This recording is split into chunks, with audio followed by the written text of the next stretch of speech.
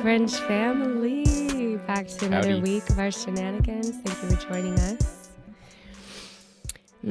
Back again. Been a busy week. Spring-filled week. Yeah, this gorgeous last string of days for the vernal equinox. Thank you for joining us last episode. Lots of pollen in the air. Lots of life everywhere. We've Try not to show as much leg this time. Oh, but it's such a nice leg. Let's see. What have we been into? What's new with you? Yeah. What's new with me? Well, I popped my open mic cherry this week. Thank you. Insert applause. Last Sunday we went to the open mic at TK's here it's Addison, right? Addison. And our friend Lila Hart, she has great documentaries, by the way. Look her up. Wonderful. American History of Voter Fraud.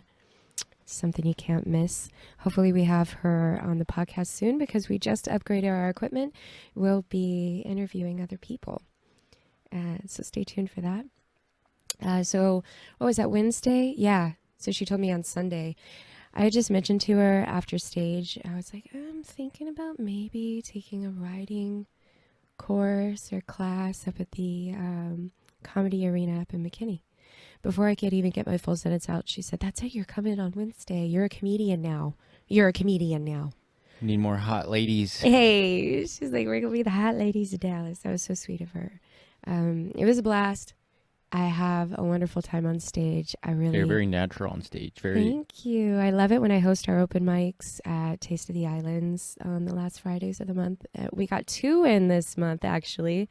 We had one on the 17th, and we had a little after party. And we got to dance our booties off, dance the night away. That was such a blast.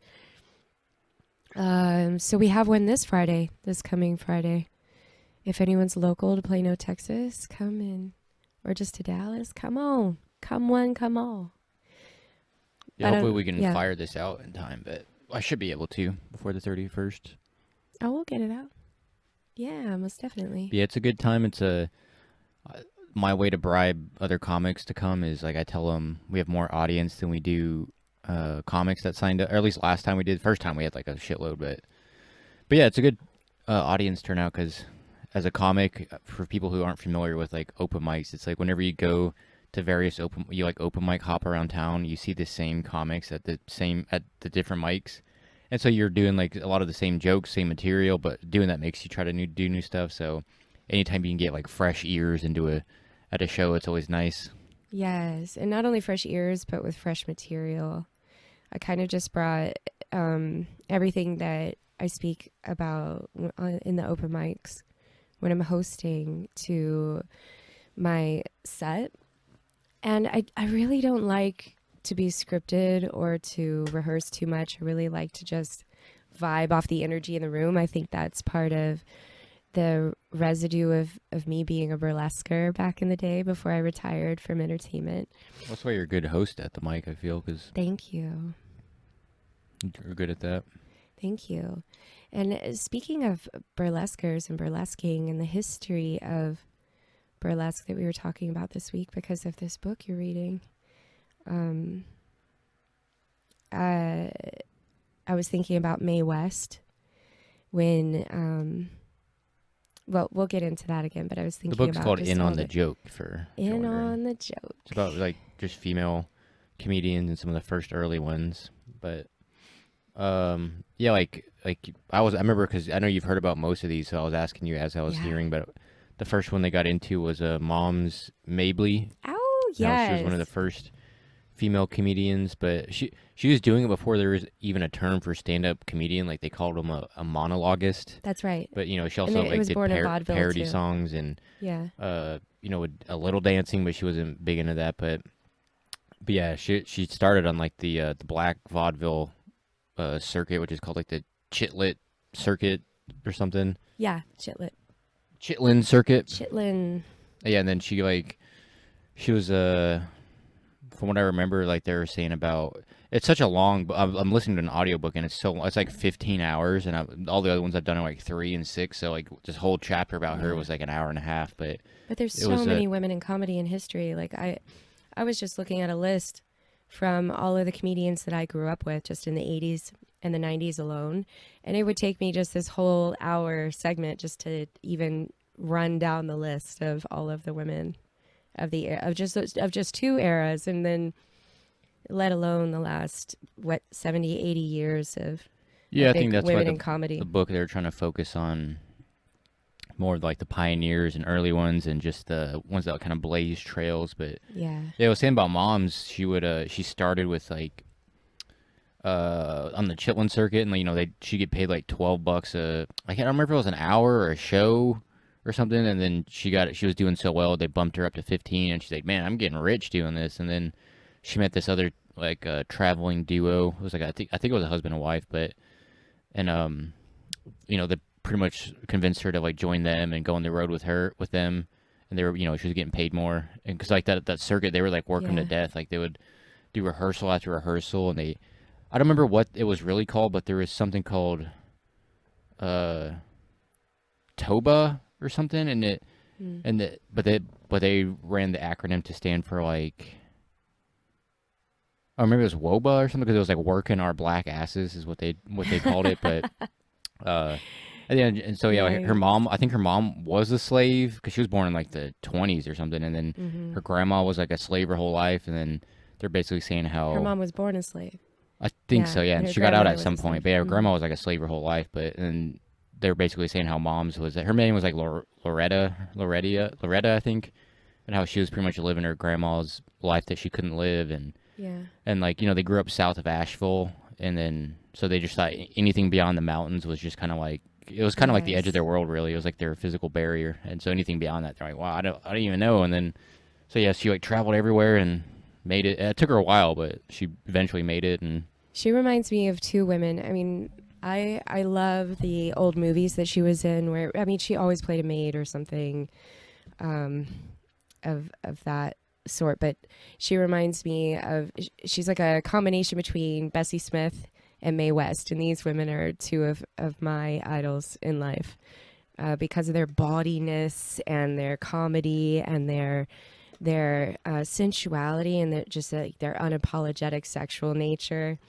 And just being raunchy. And it's one raunchy, thing being raunchy right? back then, man or woman, and then Yeah. as a woman, and then as a black woman. Like I remember one of her jokes was and Mae West someone was like asked her, this. like, "Do you still have your cherry?" And she was like, "Oh, honey, my cherry's been pushed so far back, you could use it as a tail light." And I can't imagine saying that like back in the day, dude. That's crazy. And she reminds me also of, I think Phyllis Diller took a lot from her because she is. I love Phyllis. I'm waiting to get to her chapter. But she's the queen of one-liners. I think she actually holds the record, right, for the most one-liners within a minute. Like most laughs per minute or something. But yeah, because it was just punch after punch. She's so punchy, and she just is relentless. She does not let up. Yeah, and she will fire them out.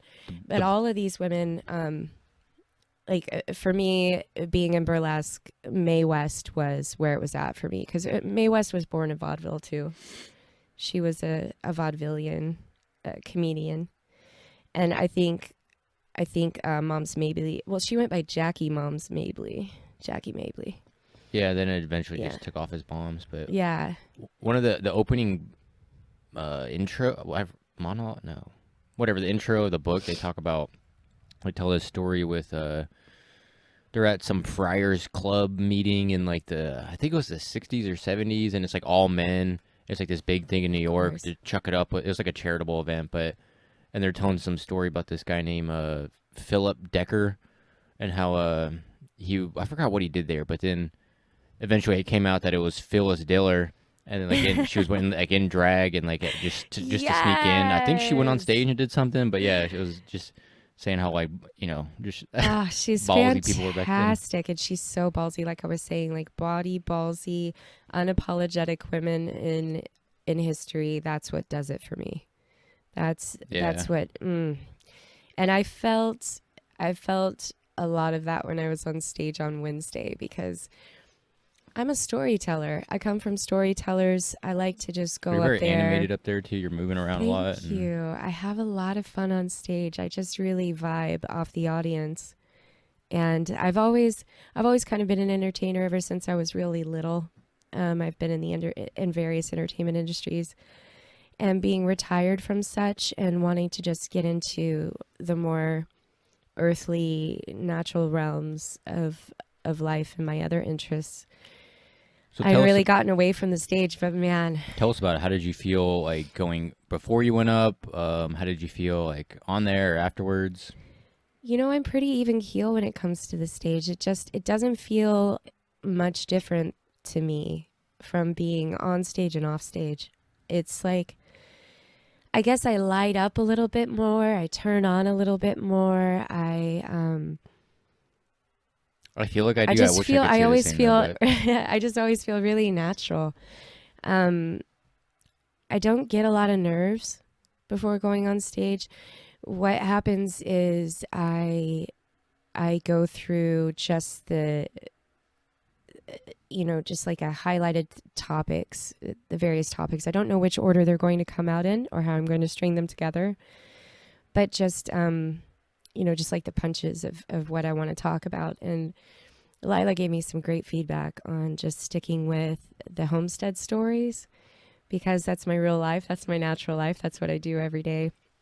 And I have a ton of stories just from it's original and unique. Like not a lot of you don't get to hear a lot of the inner workings from a comedic standpoint about homesteading. It's always, very like sentimental and earthly, right? And so whenever I get up there and I'm talking about our turkeys in heat and chicken shit in the orchard and just I just really love it because I get to be me, and then uninterrupted me, and then just see where it takes me. I just really love playing with the energy and the vibe that I'm in, and I love like improv. Improv is a lot of fun for me. When we went to the improv up at the comedy arena.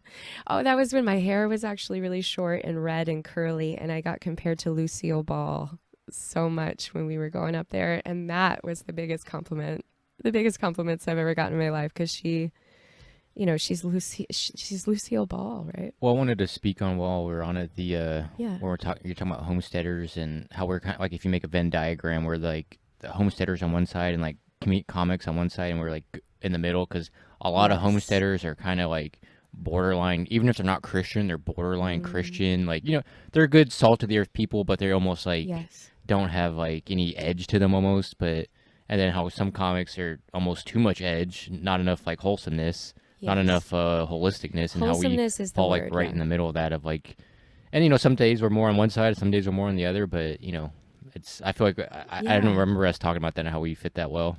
Thank you for bringing that up, and I love the way you describe that. And Venn diagrams are one of my favorite things on the planet. Yeah, you used to make them on your own, right? I used to make them all the time. Yeah, they're way back in my Instagram feed. Well, if you make one, I love creating. I'll make one. I'll make one for the release of this. I really appreciate our. This is for you ASMR people. We were going to make it mimosas, but it didn't work out. So now we have margaritas.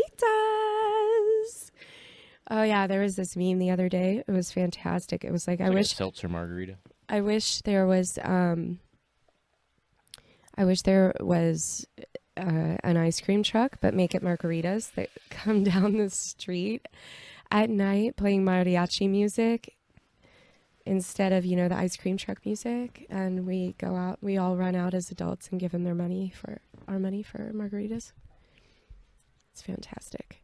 Oh, so I was talking about the Venn diagram. Well, okay, so basically just playing off of, edge. I really appreciate our edge. I really appreciate that we're multifaceted people, that we play in all of the realms. It's not just wholesomeness. It's not just earthliness. It's also, we play in all of the realms of life and all of the aspects of ourself. Yeah. I really appreciate all the aspects of myself and love myself fully. So whatever likes to come to the surface, Because at any given time is what I'll entertain. as you were saying that, I was thinking of like on a homestead, not a commune, but just for lack of a better word, just like a communal type space. Like, yeah, homesteaders are the people you'd want to live with, but like comics you wouldn't want to, but you'd want them for entertainment, but you don't want them as your neighbor per se. But homesteaders are more like, I don't know, dude. They're all generally sloppy. They're kind of, some are like kind of nihilistic and like just And we aren't. Yeah, so I don't know. It's a good. We're not sloppy, but I don't know. I don't know. It's just a feel like visual that's that a came in my head generalization. as you were saying that, but yeah. yeah, as we're generalizing, but not all comics are like degenerates, But not all homesteaders are, holy Christian folk, religious folk.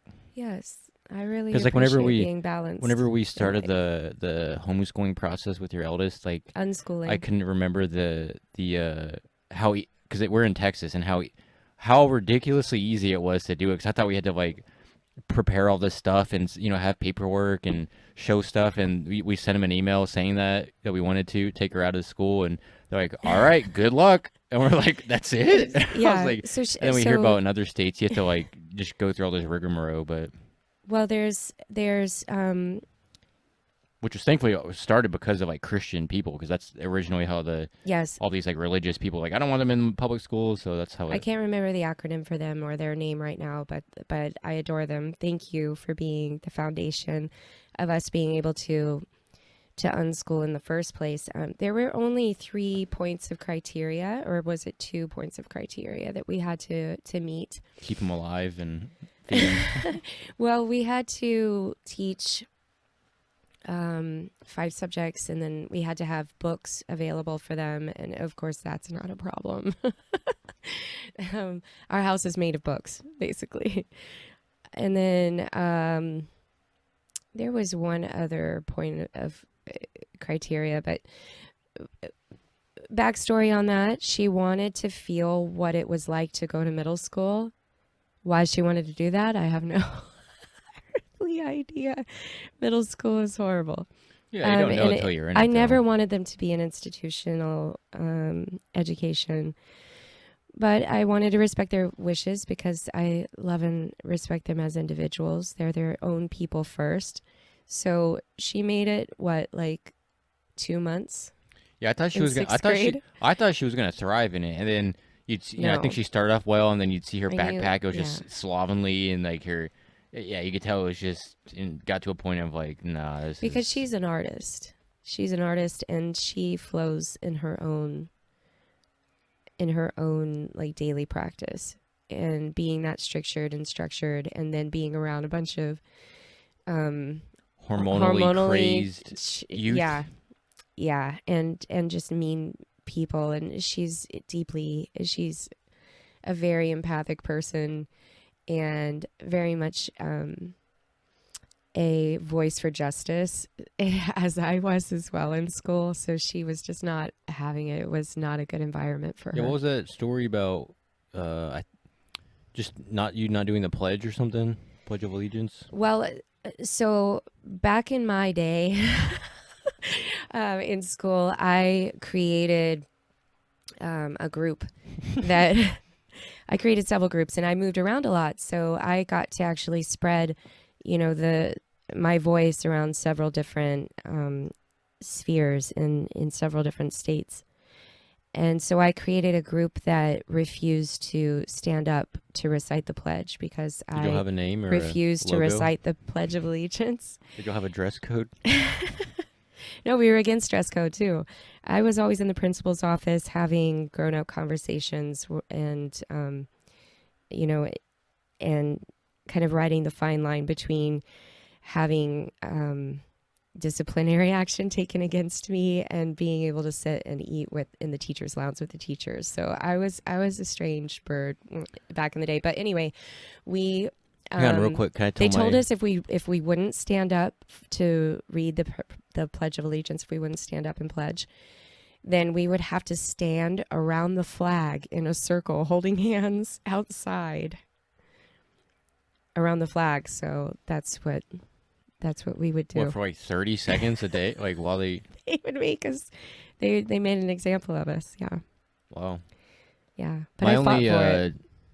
dress code issues was my hair, obviously, but I don't know. I'm curious how other like states and countries are, because like in my school, high school, it was like south of Fort Worth, very kind of not crazy rural, but super kind of country-ish and just conservative views. Like if you come see my stand-up, I have a whole bit about how they used to teach abstinence at our high school, but I remember like because my hair, you couldn't be past your eyebrows, past your earlobes, or like touch like the collar of a shirt, and so like I always had like a Beatles shaggy swirl haircut going, so I could. It was if you pulled it down, it was longer, but we always try to flick it over and push it over and shit. But I remember when I'd see my principal or vice principal, like literally running. I'm like, oh shit, there he is, just running like trying to get away from him, and just so he wouldn't see me. And I remember once he saw me in the hallway, and my classroom was right to like I hopped right in my Spanish room, and I was like, whoo.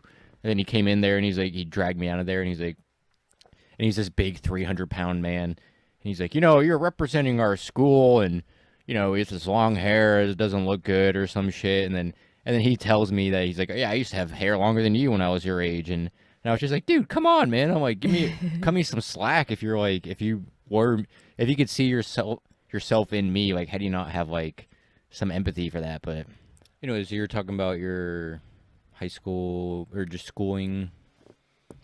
Well, I was actually, Groups and I was just speaking. Well, you had brought up us being a dissenter. Dissenter, yeah. And a disruptor. I was definitely a disruptor. And I don't know, I used to have a soapbox against injustice. Injustice has always inflamed me since I was little. Well, at least you could actually have adult conversations about it with. I could, and I managed it well. I made sure I went through the right avenues and spoke with the right people, and wasn't just.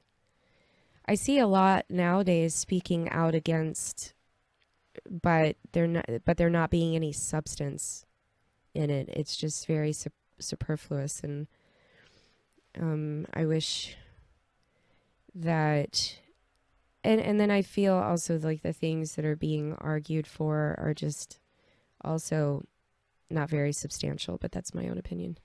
But we were taught, you actually had brought up when we decided to start unschooling the eldest, and that took me down that. Oh, right. The ease of it. Yeah, that pathway. It was, there's a coalition. Thank you, Texas. Yeah, there's a Christian coalition organization that started here in Texas. Actually, Texas was the first state to start homeschooling in the United States, and to fight for their rights to be able to have a Christian curriculum. And though we don't have a Christian curriculum, we're not Christian, they paved the way for us. And well, yeah, it's just to not teach what they teach. So exactly. The so it was like it was like, still, let us teach what we want to teach. And yeah, it was their still argument was anti-institution. like, yeah, we want to teach. Non-evolution. Right. They didn't want science. They didn't stuff, want their history. They wanted to more be able power to teach. to you. Yeah, exactly. To have a biblical study. Why should everyone have like uniform?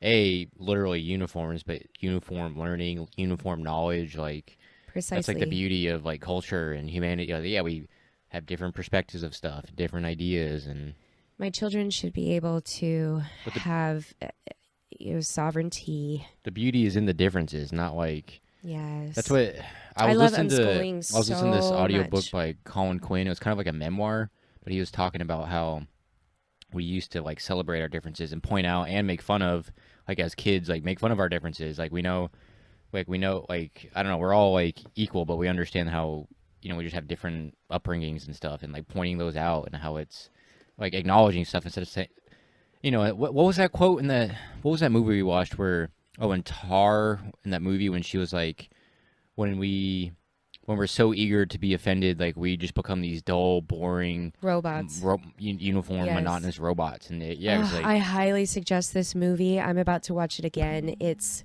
so brilliant, the way that it's written, the way that it's shot, incredibly intelligent script. It's called Tar with Kate Tar. Blanchett. Oh, She's yeah. like a music composer. She plays a composer, a lesbian, and also, I don't know.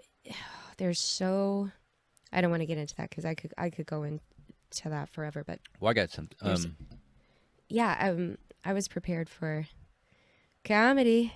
I was just thinking of how we're talking about like the differences of stuff and how you can't even say stuff anymore. And like I heard someone We're not making blinking. this point of This is why I wanted to charge the batteries instead. Because then we still I don't know, it's something with the camera, but I heard someone making this point about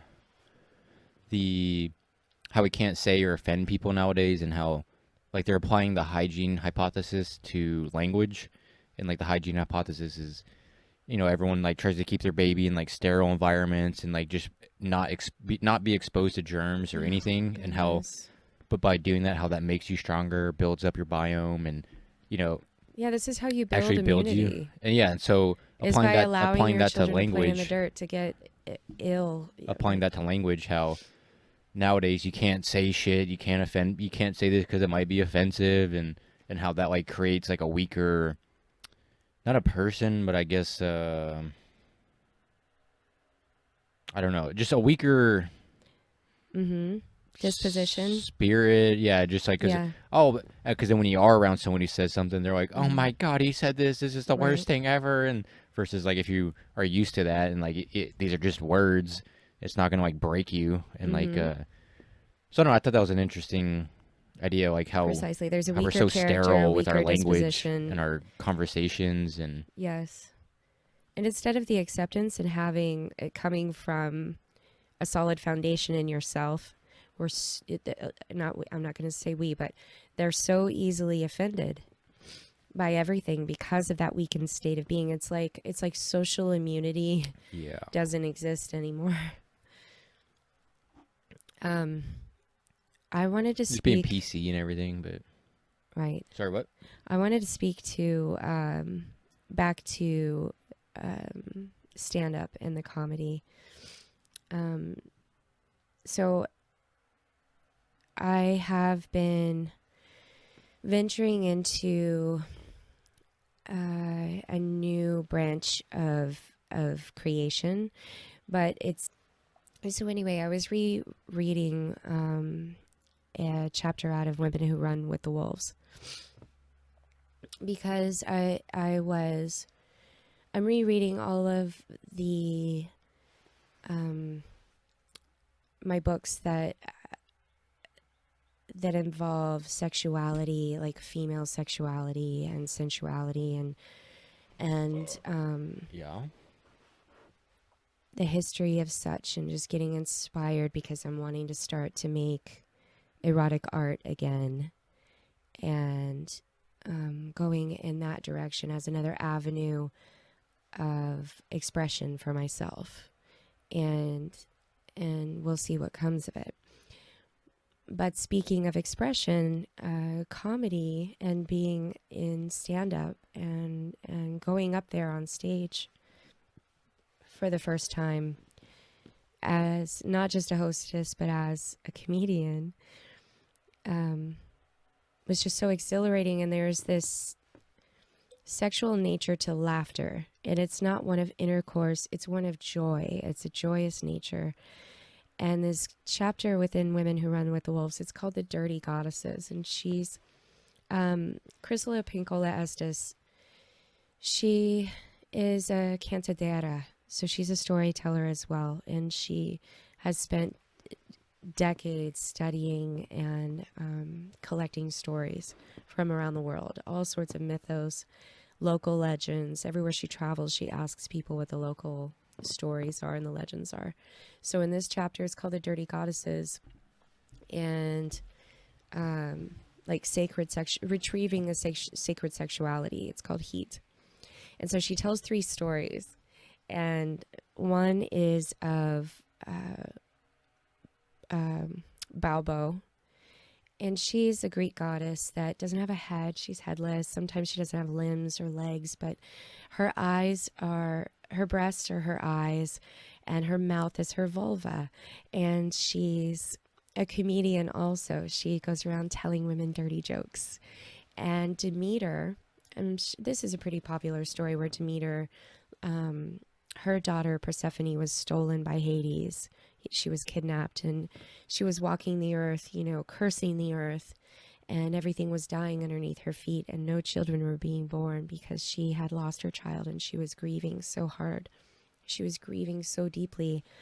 One day she was crying and cursing the world, and Babo comes hopping up towards her, and she's singing a little song, and Demeter couldn't help but kind of giggle just at her appearance, because she's so obscene. She's so kind of lewd but innocent. And this is what's beautiful about women and our humor, is that we can be all of these things together. And so anyway, she tells Babo some jokes that we're still not privy to this day, but we can only imagine that they have something to do with, genitalia and all the things that women aren't supposed to speak of, and in polite society. And she gets Demeter to start laughing. And when Demeter starts laughing, she starts bringing joy back to the world. And so that is the first story, which is just so gorgeous. And the second story is called Coyote Dick. And that's kind of this... Sounds haggard. It's fantastic. She heard it Seen from... some stuff. She heard it from the owner of a trailer park. And she... Of course. Right. Well, of this RV park, actually. She was in her RV, and she travels around in her RV, Dr. Estes, and she collects stories from around the United States. And so she asked him, hey, what are the local stories here? He goes, and he looks at his wife, and he's like, I'm going to tell her. I'm going to tell her about Coyote Dick. And she's like, you better not, Red. Don't you dare tell her that story. Well, so Red tells the story of Coyote Dick, and it goes as such.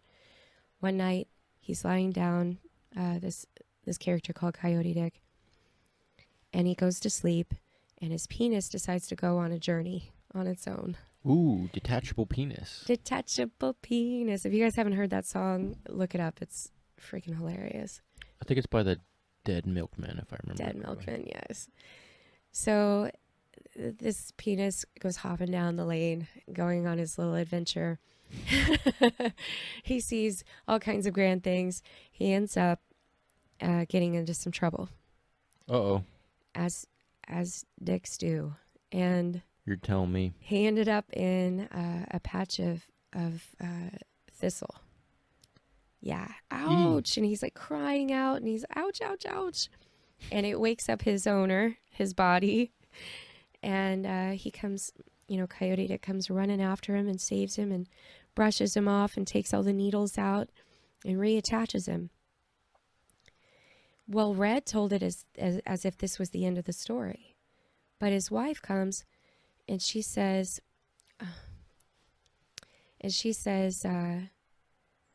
that you need to tell the whole story. And he's like, I did. What are you talking about, woman? She's like, no, you didn't. And so someone knocked at the door.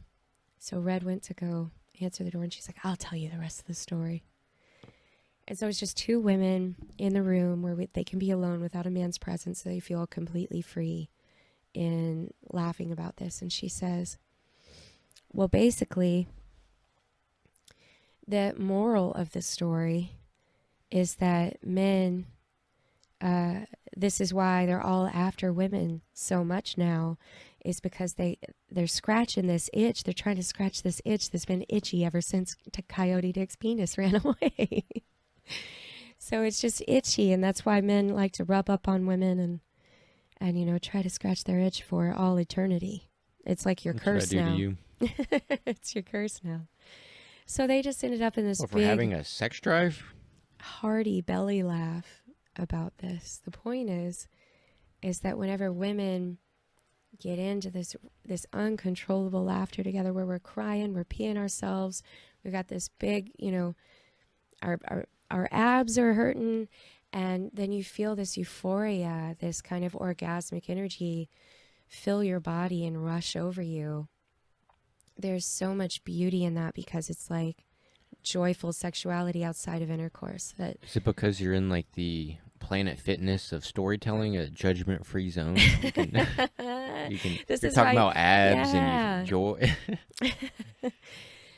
It's hard for women to get Yeah. moments without men in the circle where we can just be in a really feminine place and Yeah. tell the dirty Yeah, and stories, it's the rough dirty sometimes just being secrets. like in men's circles when I don't know. This was an old job of mine, but it was like this fat black dude. He was kind of older, and I remember him. He had a huge gut, and I remember him talking about.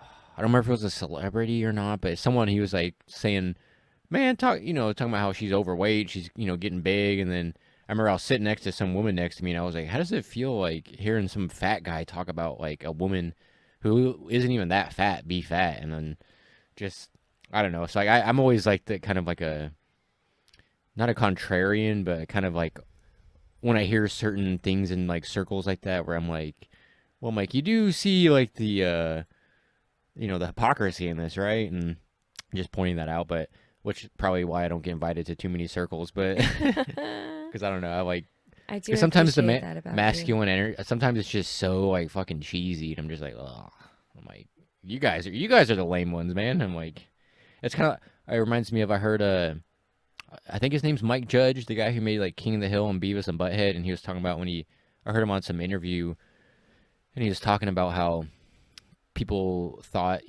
Beavis and Butthead, they would say like, oh, this is making America dumber and making television dumber, but he was saying how the whole point of the show was making fun of stupid people who think they're like better than people, like they're the Yes. one they're like saying, this is stupid, but really the whole thing is about how ridiculously dumb they are and making fun of them. That reminds me of what I wanted to talk about earlier about how Matt Groening, he got his start, the creator of The Simpsons and Futurama, got his start on the Tracy Ullman show. And Tracy Ullman was one of my favorite comedians back whenever I was little. And she had this skit. He was one of the writers on her show, and he had this skit that he drew for her, and they absolutely loved it.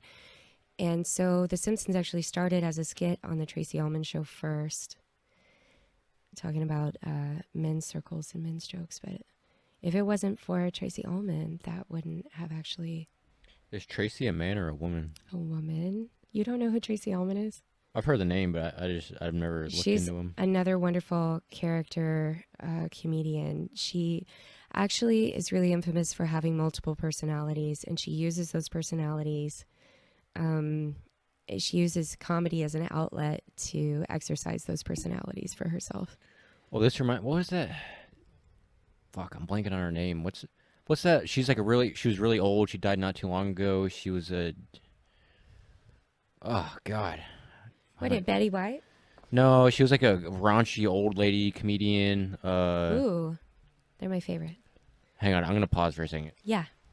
But anyways, she had this. I'll put her picture of her. But she had this joke about how well, she was talking about being like a trailblazer and how like women back in the day couldn't even say they got abortions, so they would say they had to get like appendectomies or they're getting surgery. Right. And so she was one of the first like female comics to talk about getting abortions.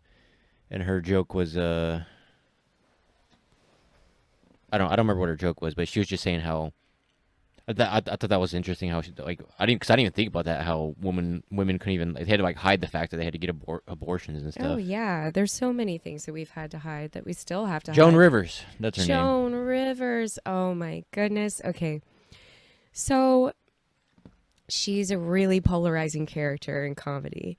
Though I respect her, I appreciate her. I never was a big fan of like the trolling the red carpet that she used to do. But yeah, Joan Rivers, she was definitely a trailblazer. Yeah, because Yeah, in the she's a interview I heard of her, queen she was of talking about comedy. how people ask her, like, what was it like when you trailblazed for comedy? And she's like, I'm still trailblazing. And she's, Yeah. she's speaking on being age and how it's such a youth culture and industry and everything. And I don't know about that. I mean, Phyllis Diller, she was better. She was even better when she was older. Betty White, even better when she was older. when I heard You about know, Mom's Mabley, she was Mom's talking about Mabley, yeah. she didn't. I mean, obviously the industry wasn't as big and it was kind of segregated, but she was talking about when she was older, she'd kind of play up the role of kind of like a big sweatery like maid type woman, but she would say raunchy shit, and Yeah. how she was saying how she liked the youth because the youth got her more, and she was kind of like a more novelty because she was older and saying the shit that the young people were thinking and everything. Yes. Yes, Because and people that's how her Mae age were West like, was too. "Oh, this is not apropos for a woman." Like Jerry Lewis of the types, like how he was very sexist in terms Such of a women. misogynist. Yeah, women should not be doing comedy because they should be like making babies essentially. Ugh. It's it's kind of interesting. This is what that movie Tar we were talking about is needing to separate the art from the man, or the creator Mm. god from the human, because Yeah, it's tricky. there's so many people inside of creative outlets and the arts that are probably more questionable humans, right? Like Picasso, for instance, for me. Well, it's like when you hear Michael Jackson come on, and like you hear Beat It or Thriller, and you're like, oh yeah, but then you're like, oh yeah. I'm like, it's But hard. we don't know these Just things for just the facts, act of the art of right? separating the art from the artist is a But yeah, tricky thing. I mean, wife beaters and bigots and just rapists, and but they've created incredible art. That's why it was really difficult for me as a little person to realize that just because someone is incredibly creative and has exceptional art does not make them a good person. I was so naive when I was little. I thought that these two things went hand in hand. I was like, obviously, if you're such a wonderful creator of art, you're a good person, right? Well, yeah, that's the And thing then to because find out that and for that bubble to be burst, it really hurt my heart a lot. that's the thing. Like I've heard like comedians talk about how they don't want to get therapy because they feel like if they get healed and like they're not going to be funny anymore because they're going to lose their edge and shit. But I've so it's met like so many artists it's that a are that real way it's as a real well. thing, yeah. Of Yeah, like that they trying to be create art from their pain. yeah, you got to be in like a chaotic state to Hmm. create art. Right. There's a painting inside that's still unfinished that actually a friend that I've recently made through my sister on Instagram has inspired me to finish. And I'll be donating to the Handle with Care project, which is a local project, and they have an art. It's a art rehabilitation center and program for women who have survived sex slavery and domestic violence. And what they do is they immerse them in art for their healing. So I'm going to donate my painting to them once I finish it. But that painting was birthed from pain, from a deep, deep pain and frustration. Geesh. Well, you Yeah. want to put that out there? Like it's this painful Yeah, painting? because it's been transmuting for the last, what, 11 years. I've been transmuting the energy in it. And it's about triumph over trauma. So, like your higher self uplifting you out of the ash of death. It's a real triumphant phoenix kind of energy to it. Yeah, and like, yeah, trauma is not a. I mean, it can define you, but in a sense of like if you use that for fuel and inspiration. But yeah, I feel like so many people. I don't know what that boils down to. Like when something bad happens to you and like you can't. People just because that's one thing for something bad to happen to you, but then the self-defeating behavior after that because you're stuck in the.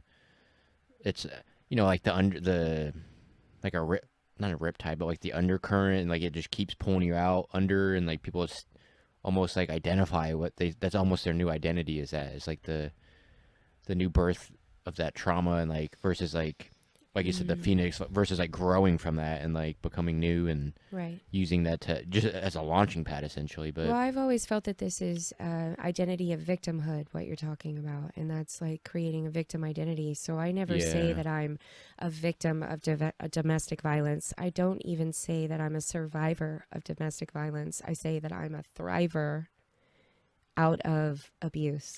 well, two things that reminds me of is like I heard someone talking about like when you say like a deer is like drinking water by the watering hole and an alligator tries to jump and grab them and they like jolt away and like oh my, like the animals don't like just dwell on the fact that something almost bad happened or like that they almost died or something. Like they just like all right, well I survived, like I don't identify as this is not like a big thing. They just like I'm alive, so I'm just gonna go about surviving and everything. And I don't remember the second point I was gonna make, but Yeah, there's a lot of reasons for that too. victimhood. Mm-hmm. But yeah, I don't know. It's. Oh, that's one thing I was gonna say is like identifying as a victim is like when I heard that like people like for in terms of being like a homosexual, like they used to Mm-hmm. say like you weren't a homosexual wasn't a noun. It was like it was a verb. It was something you did. You Yeah, partook it's a in lifestyle. yeah, you partook in Yeah, homosexual acts. You aren't a yeah. homosexual. But now it's like when you meet people, it's like that joke about meeting vegans. It's like they can't wait to tell you you're a vegan. It's like now they can't wait to tell you you're gay or Right. you're had different pronouns or something. But Here's the thing. Most people, most of my life, because I don't speak it openly, would never know that I'm actually what they would call pansexual now. I never even identified as bisexual, but whenever I was younger and I was a club kid, I was a rave performer back when we were all really underground. keep going. No, I don't want to interrupt you. Do go on. Even back in the late 90s, they would call me a fence rider. They would call me all sorts of names, like pick a side. And to be bisexual, even though it was becoming cool and cooler and more even exemplified within pop culture and showcased within movie culture and whatnot, it was still really frowned upon within the inner circles of homosexuality.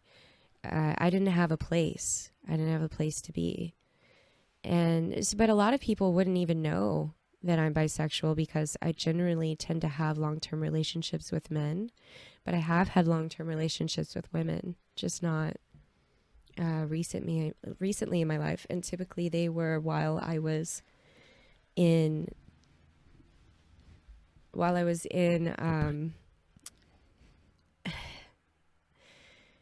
a long-term relationship with a man. But the convoluted state of things now, I think it's gorgeous. It's like there's so much beauty in how free everyone can be in their homosexuality now, or their differently sexual selves now. I mean, and for anyone, this is why growing up the way that I did, and even generations before me, people who took me under their wing that were like old school gays, they'd be rolling over in their grave right now if they saw everyone splitting hairs the way that they do now and fighting amongst each other and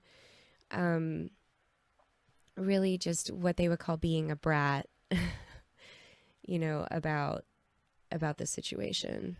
Well, yeah, because that just reminds me of like when it's one thing, yeah, like gay, just alternate sexuality, and then they won the right to get married, which I think was the whole point of the thing.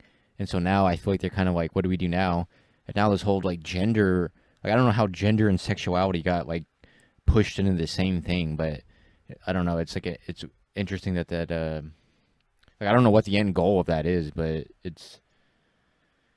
I don't know. I don't know why that brought that up, but just thinking of how like gender and sexuality now it's almost like the same. It's like the same thing, but or at least it's in the same lump of ideology. But you talking about like fence riding? That reminded me of being guilty of that. Like I remember my friend David Alwee, if you're listening, please leave a comment. But I remember because in college he was agnostic and I was atheist at the time, and I remember telling him, I'm like, man, just join the atheist side, man. Like agnostic is just a poor man's atheist, but I'm not definitely not an atheist now. But I just remember like I see what you're talking about when you talking about the sexuality aspect, and like you need to like pick a side almost, like like to, because I was almost It's not. I mean, I was atheist, but it was just I was more anti-Christian and anti-religious than I was atheist when I think back on it. But Yeah, I think it's just anti-institution, yeah, right? It's like anti-establishmentarianism. yeah. Oh, you talking about I wanted to bring this up earlier, but you talking about like comedy and laughter, and I remember someone talking about how laughter is such a unique thing, like how I forget what fucking part of the brain they're talking about, but they're about how laughter, how interesting of a phenomenon it is, because it can literally like make your legs stop working, and then you drop to the ground, and Yes.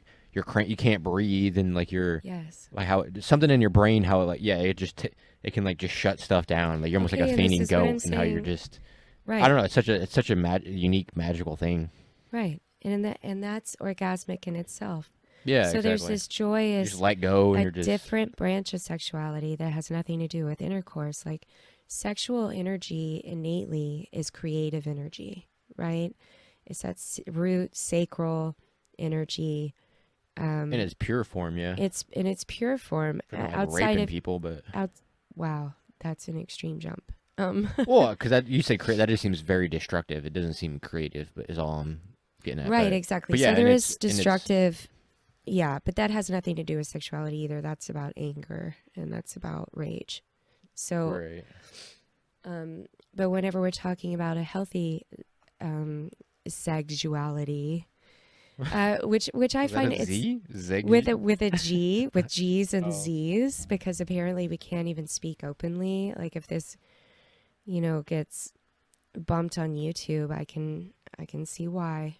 Because I find it so interesting that we can't. It's not interesting, honestly. That's just what I happen to say. But I find it ironic that we can't speak openly to sexuality when that's where we've all been birthed from this creative energy. In what way Like can it's we the not? reason that we're all here. Well, on so many different platforms that they make it incredibly difficult to speak openly. Social media platforms, any platform of life. I feel like the only thing they kind of limit is like anti.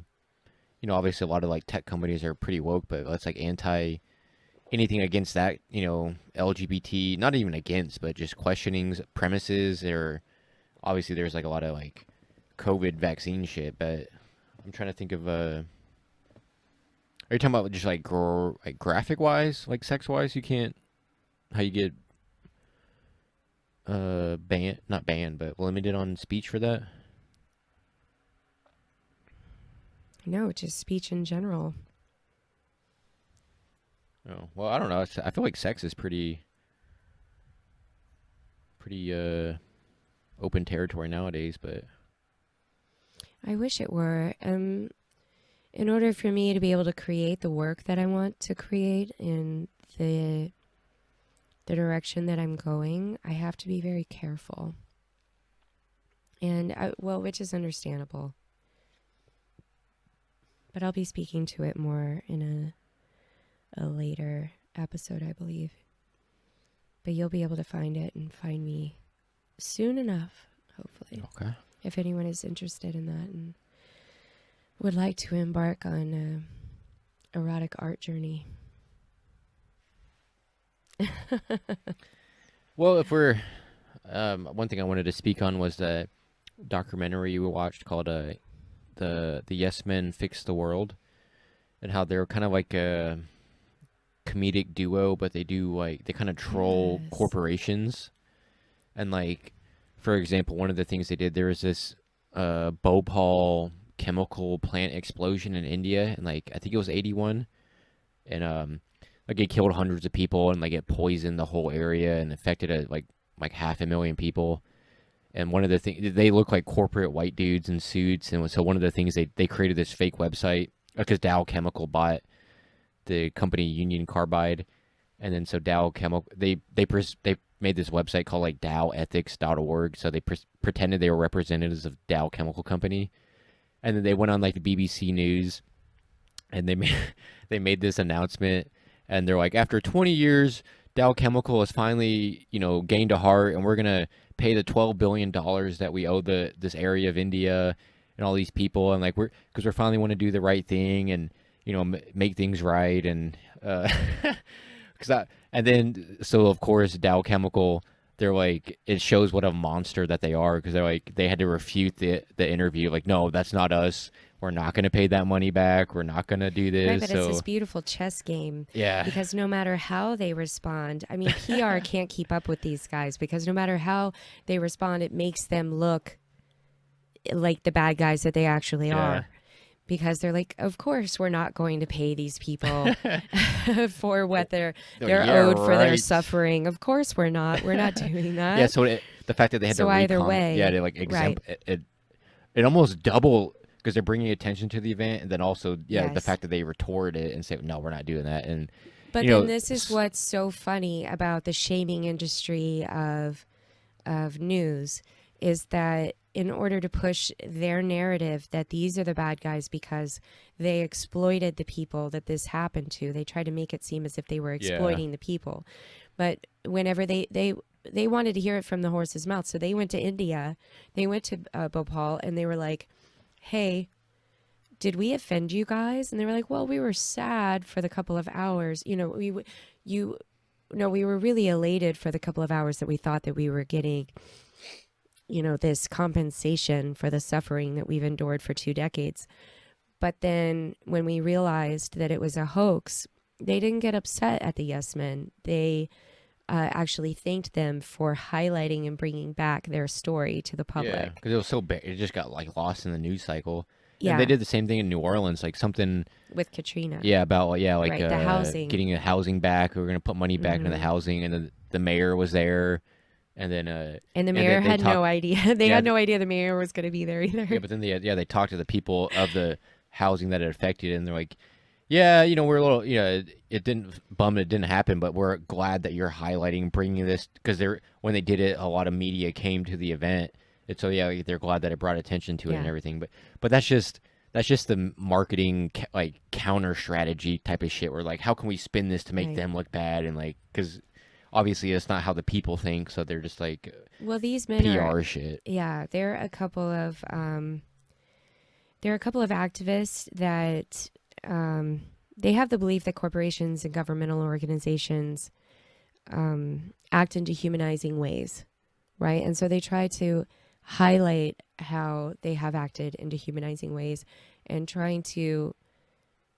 They even came out with a newspaper, the New York Times newspaper. Oh yeah. They did a spoof. It looked legit. A fake but news. It looked legitimate, and they handed out, I forget how many copies. It was like 2,500 copies of the New York Times. It was a special edition that they had printed for themselves, or printed themselves with a whole team of people, and they all were handing them out for free on the streets of New York. But it was all like positive. It was all positive headlines like for the war ends, everything that everyone wanted to see. And the people didn't get upset, and this was the spin that the narrative that the news was trying to spin, that, you know, it's so upsetting to the people to give them false promises. But when the irony is that the politicians and the corporations are actually giving the false promises to the people. And everyone was elated. They were like so elated by reading the headlines. They were like, I really wish this was a real newspaper. So everyone is hyper aware of the injustices that exist in the world. Yeah, they're like, oh yeah, I wish the war would have ended, or I wish, you know, all this stuff. But yeah, it's like, which I don't know if you guys know this, but I don't know, the news likes to prey on fear and likes to promote things that keep us like divisive and worried and scared all the time. So yeah, they're actually putting like positive fictional news stories, and people are like, yeah, I wish like world events that they wish would happen. Like, yeah, as a, you know, because like the media is such a small percentage of people, but as the billions of people are like, yeah, why isn't this a thing? Like, why are we still at war? Why are we? But yes, I don't know. I'm trying to find, where are they now? I love the fact that they troll corporations, because to me, it's one thing to troll people, but like corporations with these fucking suits that are like, those are the type of people who hire hitmen and like just want to like kill you because you're hurting their because they would do stuff like, I think after that Dow Chemical one, like their stock plummeted because people are like, they're donating billions, so we got to sell our shit. It so did like by 3%. They affected a lot. Yeah. So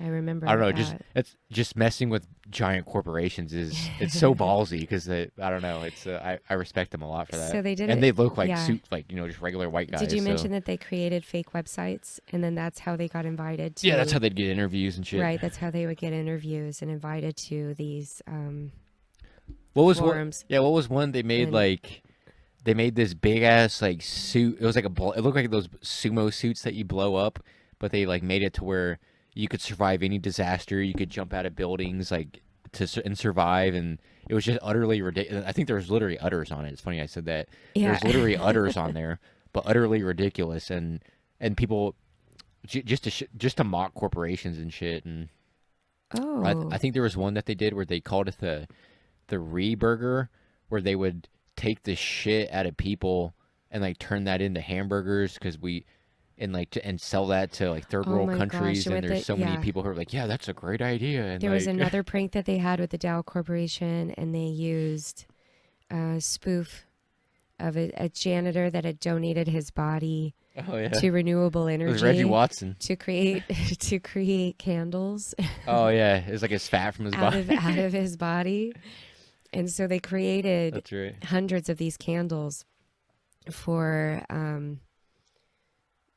don't remember. It was like some sort of symposium or something, but for a meeting of the minds with the Dow Corporation.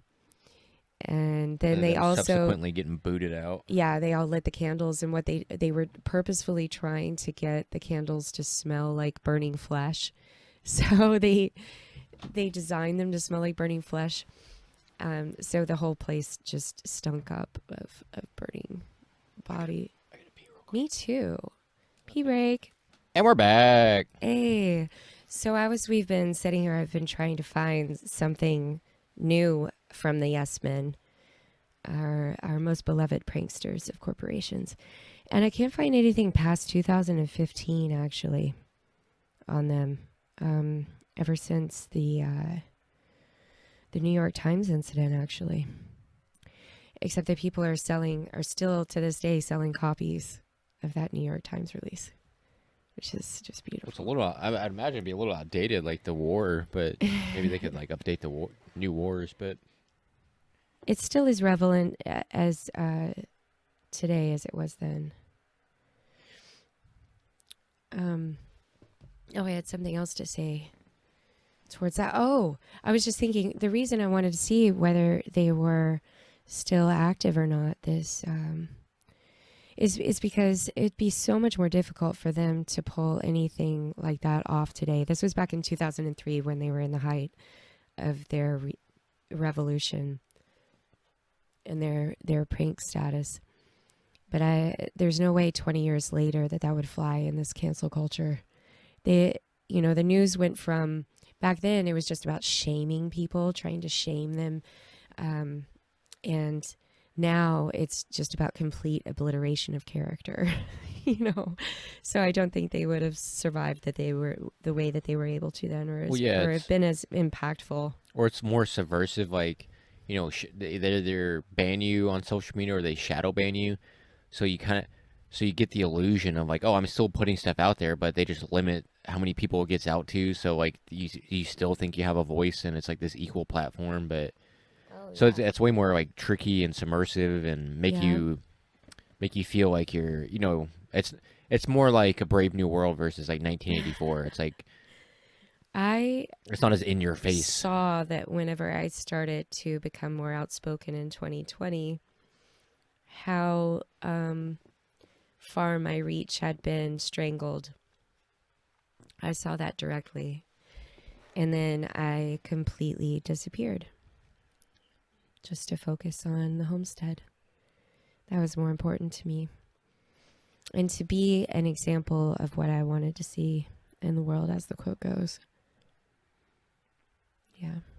Well, I'm trying to think how I can relate this to things, but if you'd help me with that. But the story of it was maybe like 2015 or something, but there's this guy, a German tourist at this it was in like Sonoma, California, at this winery, and they were having this hot air balloon event. And they had the hot air balloons tied to the ground, and then one of them like broke from its ropes type of thing, and like this tourist grabbed onto it to try to weigh it down. and then the thing kept getting higher and higher, and then like both his feet left the ground. And for people who do that job, like once your feet leave the ground, you're supposed to let go. But he just kept hanging on, and then the fucking balloon got higher and higher and higher, and then eventually he couldn't hang on anymore, and he like fell to his death. But I guess the analogy of that being to people who are just hold on to a narrative and go so far down into this thing that they can't let go, and anything against it is like an attack on their identity almost. So they're help people just get so stuck in their groove type of thing. But I don't know. I just love that analogy of I admire a tenacious personality, like the tenacity of character. But when it starts to go into, it being to your detriment. Yeah, it's not even rational. You're just... Yeah. I think that's just stubbornness. Yeah. Where it just becomes ineffectual. And then not only ineffectual, but just detrimental to your own health. Yeah, I guess. And that's kind of how I felt back in the day. I was like, the only way that I can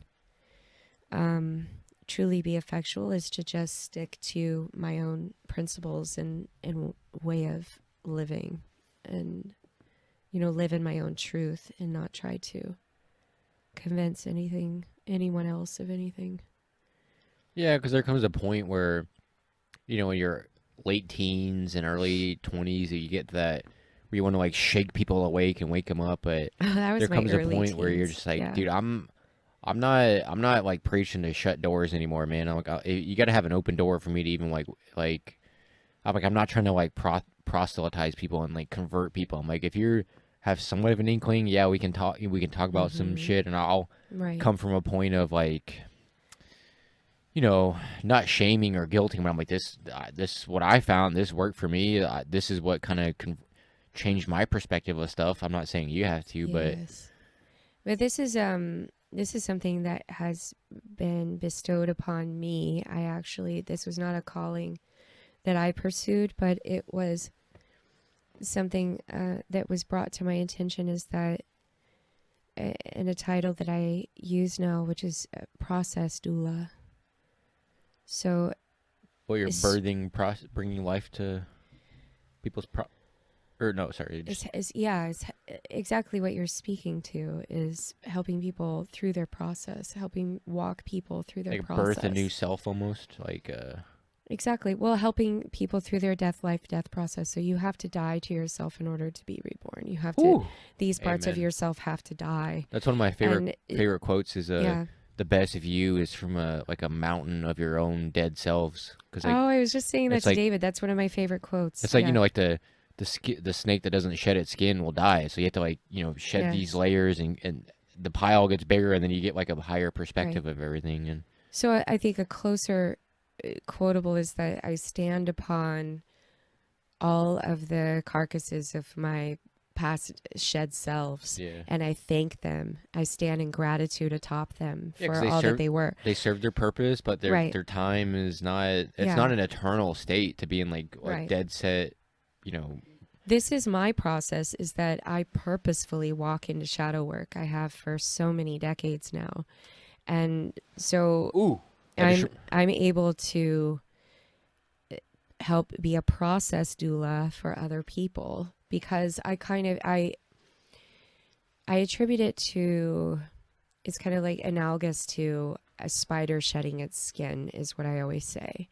When a spider sheds its skin, its exoskeleton, it's raw for 3 days. It has to find the safest place that it can do this in. It's a very painful process. It's naked for 3 days while its exoskeleton reestablishes. So it's completely vulnerable, and it can't move, of course, because the only way that it can walk and animate itself is through the exoskeleton. So it's this naked little being, and it's so vulnerable to the elements. And that's exactly how it is whenever you're walking through shadow work. And it's wonderful if you can have someone there just to, like, as the old women on the eastern seaboard, what we would call just sitting, doing the sitting. So if someone dies, or if someone is going through a process of grief, or through addiction, or any type of life-changing event, that has to do with the grieving process. They just sit with the people, and they'll take their knitting work, or they'll do a lot of cooking, and they just sit with them. They don't have to speak. They're not engaged. They are just present. And yeah, in terms of wordplay, yeah, your presence is like a present. It's a gift. You're just being, so they're not, so the person isn't alone. Right. They feel isolated, and you just downward spiral. But yeah, just being. There's a lot of other terms. And that speaks to the power of humans, and so being social creatures and needing, just not feeling like you're alone in something. It's like it's more. It's almost more than that's one of the best things you can offer someone. Of course, we're never alone, and that's part of the doulaship also, is showing someone that they're not even alone with themselves, and that you always have yourself and your different selves, your higher self. And I really stepped away from service for a while after 2020, and then especially after taking on some people in my home. And I was giving from an empty cup, so I had to take a step back, and I had to refill my coffers for myself, because I was definitely in a state of service, but in a state of service from being depleted. So I had to... Yeah, the healers need healing. Even healers need healing. And the beautiful people that I have in my inner circle are the ones that help me, that are also my fellow process doulas, But I really love being... I love and cherish when I can help, as Ram Dass would say, help walk another home. We're all just here walking each other home. And I'd say walking someone home is walking someone back into themselves in remembrance. And also like a reestablishment and reinvention of themselves and who they truly are becoming and want to be in the now. Yeah, that reminds me of, I saw this quote earlier about, that's from the Emerald Tablets, which is from like ancient Egypt, or it's like with Thoth, whatever his name is, about like one of the quote is talking about how the purpose of life is like transmuting darkness to light. And I pulled this up about, it says Emerald Tablets, it says the key of magic teaches us that those who have grown from the darkness, lifted themselves from night into light, are guided by wisdom and knowledge to the master of life, where they may dwell as one with the masters and be free from the bonds of darkness. So as you're talking about, just transmuting stuff and oh yeah, I welcome my own darkness. Yeah, there comes obviously most people avoid that, but yeah, there's a real a beauty, an art, and a craft to transmute. Yeah, being able to beauty, art, craft. Face your shadow. And one of my favorite Terence McKenna quotes is it's not to like, what is it? It's not to like find the answer. It's to face the answer. It's basically just turn around from what you're running from and just look at the dragon has been chasing you, but it's really just it's really nothing. It's just your mind has been putting it up as this horrible thing, but yeah, it's really just facing your own shit. And that's just the first stage of it. Just going toe to toe with your monster, going toe to toe and just facing it and not looking away, not backing away, not backing down from it. That's just the first step. The other is, okay, not only did I not turn away from my demons, not only did I not run, not only did I not hide, but I invited them in for tea, and I sat with them, and I listened to them around the fire, and we exchanged stories. And then even beyond that, and then I gave them their coats, and I let them out the door. Even beyond that, the deeper Rio abajo Rio, the river below the river, is to love them, love your darkness, love yourself in every facet, every way of being, completely. Yeah, because like embody. Because in order to in order to, it's not only about battling, it's not only about facing, it's not only like a warrior mindset in terms of the hero's journey, but it's going beyond, and it's actually embodying, embracing, Well, yeah, it's and like loving. the whole thing about, the dragon, they met, mythologically, like they protect the golden egg, which is like, just knowledge or just some type of nugget. Hmm. But yeah, like the whole thing is you don't want to like slay the dragon. You want to tame the dragon. Like you want to work with it. You want to use its strength Yes. in like synergistically with you.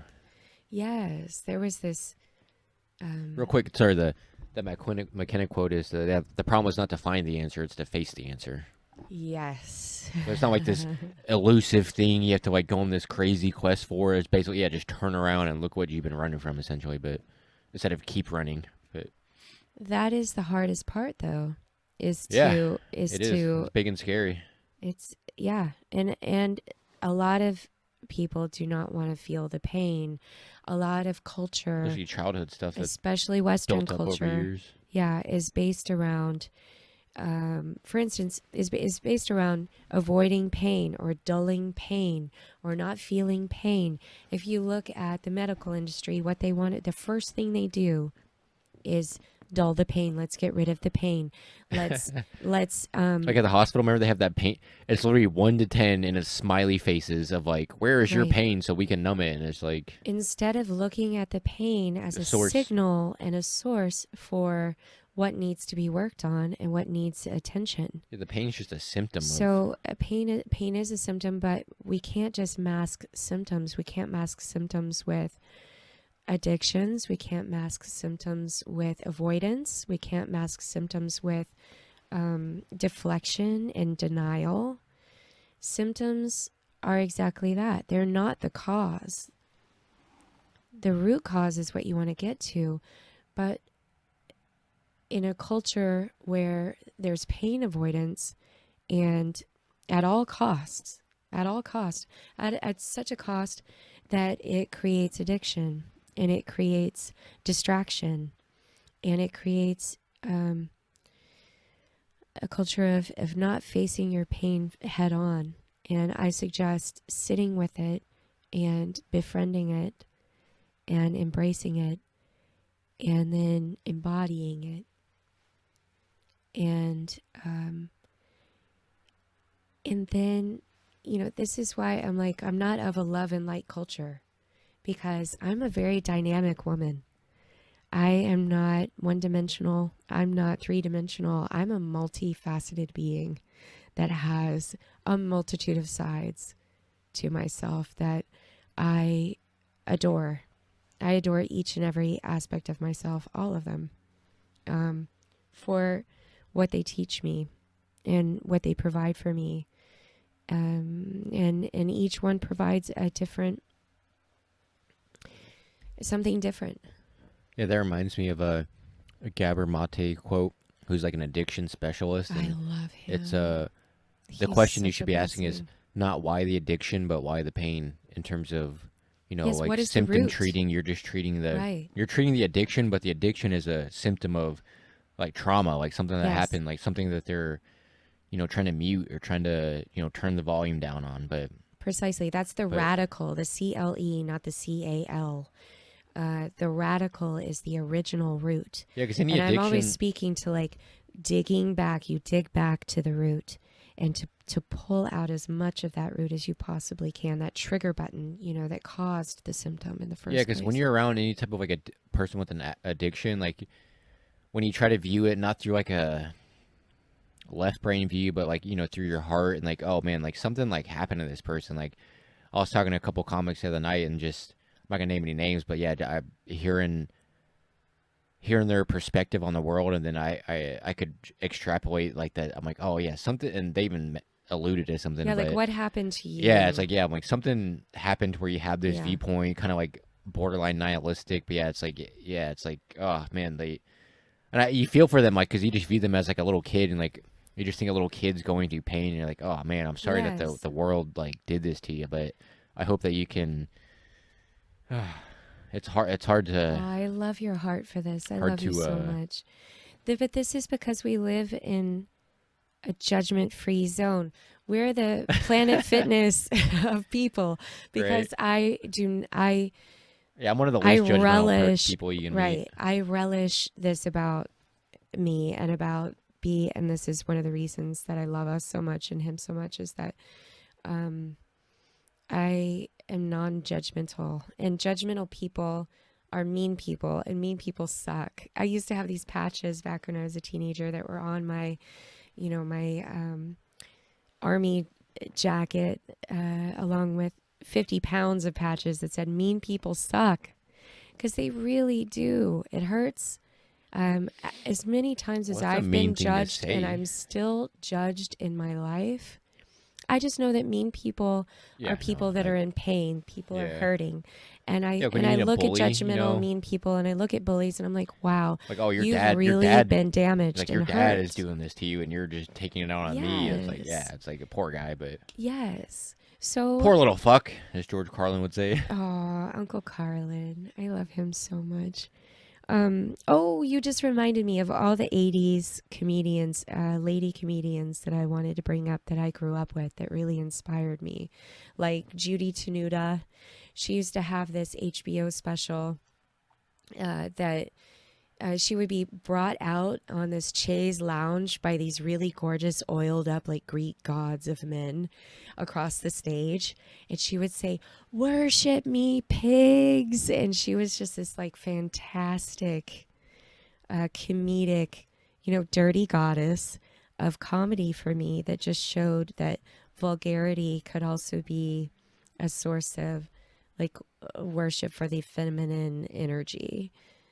She had an accordion and she was just outrageous. I really, really loved her and I appreciated her. And like, um, oh man, like Roseanne Barr.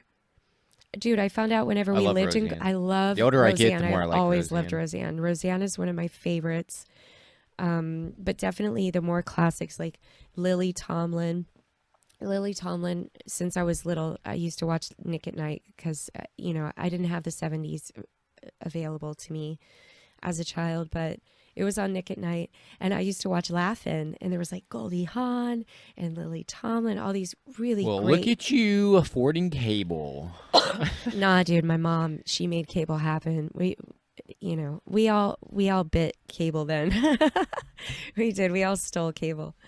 Um, but Lily Tomlin, she used to have this on Laugh-In. She played this little 5.5-year-old girl, and I believe her name was like oh my gosh, Edith Ann or something like that. And anyway, she would say, she would sit on this chair and she had this cute little lisp and she would just wax philosophical about, life in general. And then she would end with, "And that's the truth," and a raspberry, like, and all of her I love character comedians, especially women, like I was saying, Tracy Ullman, but also the raunchy goddesses like Roseanne, like oh man, like Rita Perlman. She was really hilarious to Do you know me. about? I didn't get far into it, but in chapter 2 of that book, they're talking about Jean Carroll. I think her name was. Yes. Oh my gosh, yes. There's so many women. It's ridiculous. Like in the 90s, you'd probably know who Brett Butler is, right? Brett. Brett Butler. That's a woman's She name. was, yeah, she was kind of this like robust kind of country blonde woman. She really amplified her southern accent. She was kind of like a Rita for a while. She had a TV show, Oh, Brett Butler. And oh my gosh, Whoopi Goldberg. Okay, so all these women in the 80s were just downtown she made a Julie Brown. She made a Whoopi made a document. I want to watch it with you, but she made a Yeah. documentary about Mom's Mabley, and because she talked about What? she did a one man show where she played moms, and then We have to watch that. it's like an HBO That's doc. two of my favorite women in one, right? That's oh my god. And Yeah. there's some show. Please. Yes, I please. don't know. There's a show called like The Marvelous Miss Maisley, I think. Yes. But it's about like some woman comic who realizes she's a comedian, and they said like Wanda Sykes played Mom's Mabley, Wanda, and I then absolutely adore I've never Wanda. I never saw it, but they said in the Clumps, the grandma Clumps character was based on Mom's Mabley, and What? I've never seen that either. So there was a lot of really wonderful modern comedians as well, but there's nothing like these women that created the foundations. I mean, even Margaret Cho in the 90s, um, and oh, Sandra Bernhard. Okay, that's who I wanted to talk about, was Sandra Bernhard. She was bratty and raunchy and nasty, and she was like best friends with Madonna. This was in the height of women in the 90s, in the early 90s, and I was a teenager in the 90s. So, and it was just wild. The 90s were great, but they were also incredibly polarizing. But Margaret Cho, she was the first example of real, like, I don't know, edgier lesbianism for me.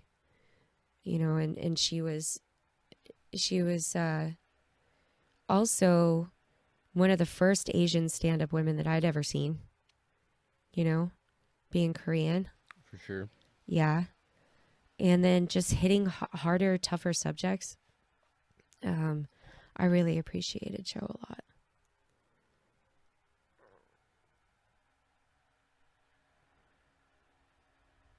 Yeah, I don't know too much about her, but Yeah, I have a lot. I feel like there's so many more women that I want to share with you as far as comedy. Anytime I ever hear a male comic say, well, women just aren't that funny, I'm like, are you kidding me?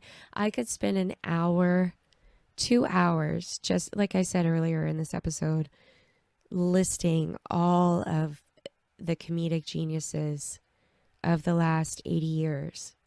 I mean, okay, Mom's Mabley alone, her career lasted 70 years. It spanned 70 years. yeah, she didn't get big till she was like in her 50s or right? 60s, like at least mainstream success. But And Mae West, the same thing. She died in 1980, but she was still herself in 1980. speaking of which, we're gonna see Jordan Jensen on this I Saturday. love Jordan. Yeah, she's great. I found her I because feel she started coming up in my shorts I on feel YouTube. bad even saying Alex, 'cause I was like, she's one of my favorite female comedians, and I hate even differentiating, because you know that term they say like comedians, but I hate even. I'm like, yeah, she's just one of my favorite comics. I'm like, she's not even like just a comic. not even like like why is gender got to be in it? Yeah, and But yeah, she's amazing. She's great on podcasts, and the only obviously because like clips, you don't want to give your material away, but she's great at crowd work. She does like awesome crowd work. So there's so many, and I feel like we need a part 2 to the women in comedy, especially yeah, like this is a modern women in we're comedy. like an hour 30, so I don't Hey, want to go too nice. long, but let's save it for. Quit shaking your head. The retention rate of episodes it's hard to get people to stay for 2 hours. So like I don't want to. I get it. We're in a flow, but I don't want to overburn everyone, and so Overburn over or burnout. burnout, overburden. I don't know. I mixed some phrases there, but do you got any closing statements? Oh, we are talking about dragons earlier. This is one thing I want to mention real quick. Was I was listening to this book called Gulp by Mary Roach, and they were talking about potentially the origins of like the fire-breathing dragon or serpent, and they're talking about how came to us at over 400 pounds. It was a big boy. Oh my goodness! Lady. I'm so sorry. they're talking about potentially the origins of the fire-breathing serpent being, because there's like some people who did some studies about because like snakes have this like gastric release type of valve, and like they're carnivores, so they're like, why do they have like this like fermentation gas thing? But they're talking about if they eat mice who eat a lot of, or rodents or just stuff that eat a lot of like grass and stuff, and like that ferments in their gut, and then especially if something eats that, the whole thing ferments, and they essentially like burp or fart.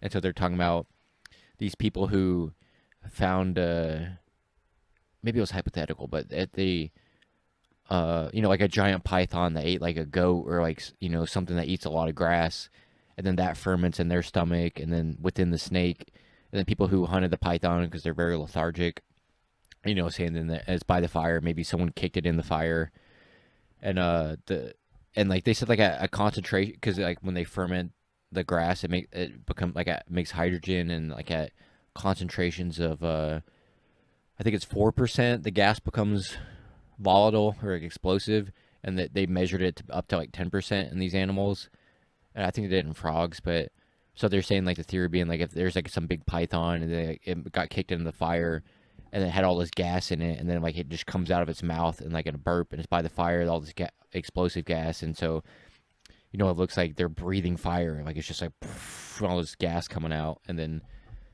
so I don't know. I just thought that was interesting about potentially the origins of like fire breathing serpents and dragons and shit. So, anyways, you got any closing statements? Thank you for sharing that. I remember, we were talking about that in the car the other day. I think that's a sound theory. Yeah, it makes sense. I appreciate that theory. Yeah. In terms of like myth, like where would this even come from? Like, so I posted this meme the other day. It reminds me of this meme that I posted about unicorns and giraffes. And it's like, okay, so it's so hard for you to believe that there was a horse with a horn, right? And there's narwhals, right? There's actually this deer species in Asia that has like, they have like, I think it's one or two little horns. Yeah, but singular it's like horn. a sow boa or something. But yeah, right. So it's so hard for you to believe that.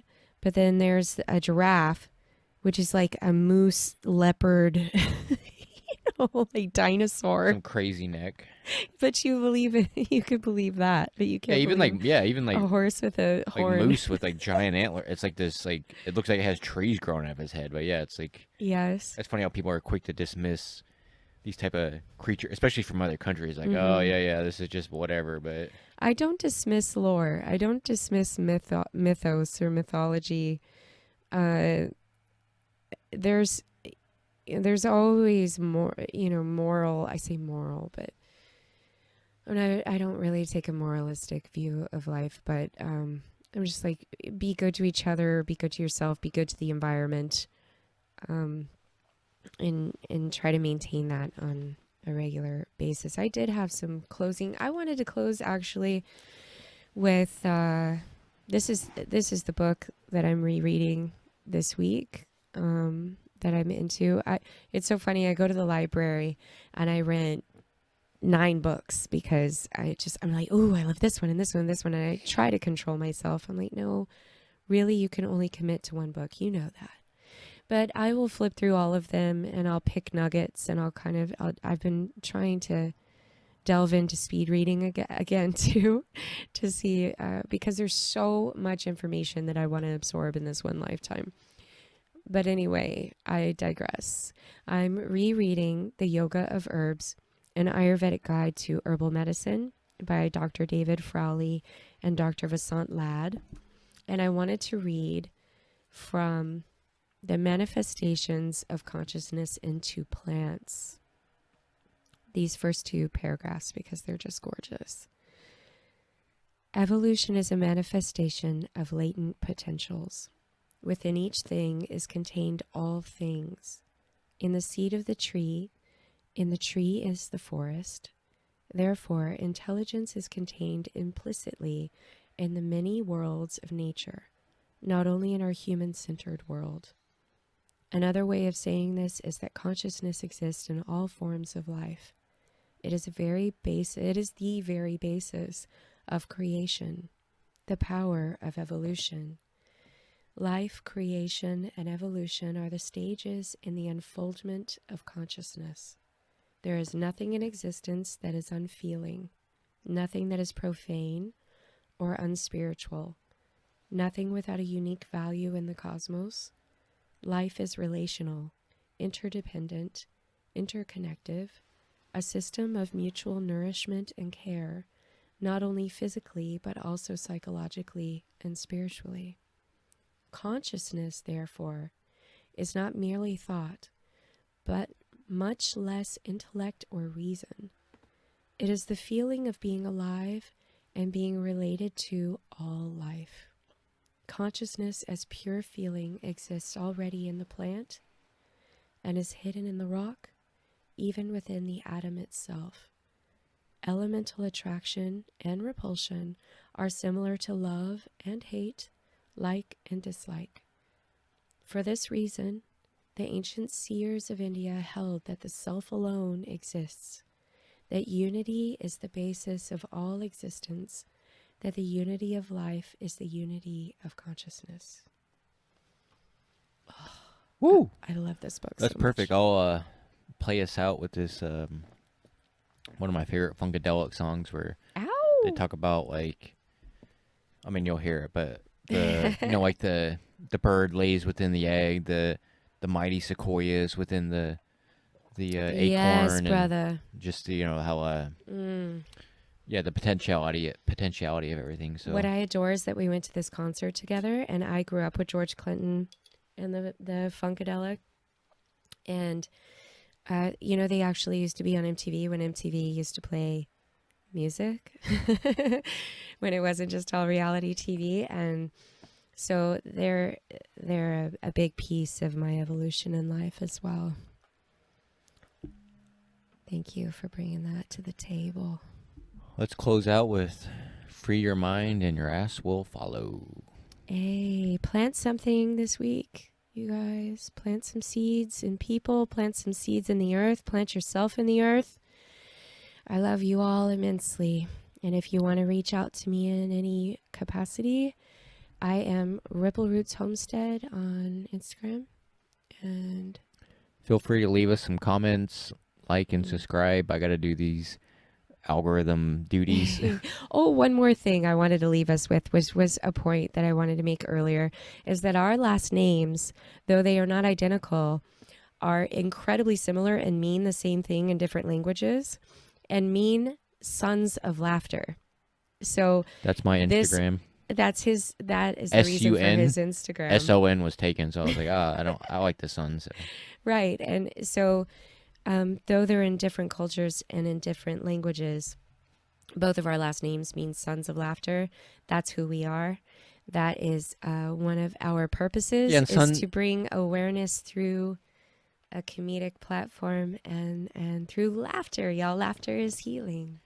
Yeah, and like I hate the it's like when people say man and like people think that just means men, but it's like son it just means like prodigy of children of laughter, essentially. We not are just, not just the men, laughter. but so yeah.